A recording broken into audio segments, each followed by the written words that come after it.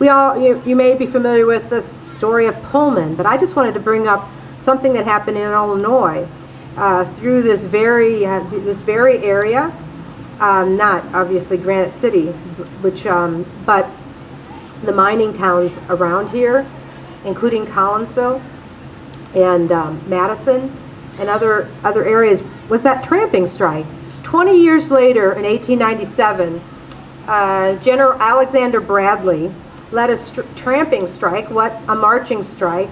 They said to the governor of Illinois, if we pledge to be nonviolent, will you not use the National Guard? Because from 1877 and 1897, that's how the National Guard was used, to break workers' strike. So they went to him and they said, we challenge you. He was a Republican, by the way. They said, we challenge you to live up to the pledge of Lincoln, that labor produces wealth, not capital. Labor is before capital. And he did. He pledged that. So this is again, like 1877, one of the most little-known strikes in U.S. history was that 1897 marching strike through Illinois. It was the most massive march in history. I think it probably dwarfs anything since, and yet we don't remember it either. Workers basically put their bodies on the line, marched from tipple to tipple, collected money along the way. Hundreds of thousands of people across the country came out in support. In Illinois, again, it was the strongest. And they kept challenging the governor. The governor kept getting pressure to repress the strike with the National Guard. The workers prevailed through that community support. In West Virginia, where Eugene Debs was, they issued the worst injunction in American history, worse than Pullman. So people know about Pullman. That's what sent him to jail,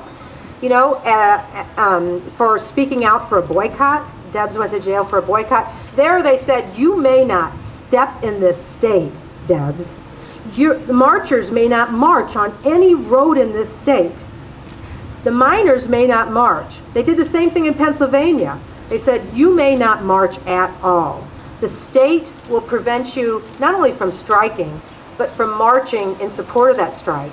So again, they were reacting to the lessons that people knew they had to march to shut things down. Debs said, Debs and Mother Jones was experiencing this in Pennsylvania. Mother Jones was organizing. What was she doing? Organizing women and children, especially to support the strike, to get them to all march together. At one point in 1897, this young woman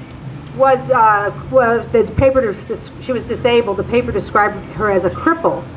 Her name was Emma Haas, and Emma had the bravery, in the face of this police power, which was being wielded, to actually shout "scab" and other nasty words, which weren't repeated in the paper, to a scab, in the spirit of Mother Jones.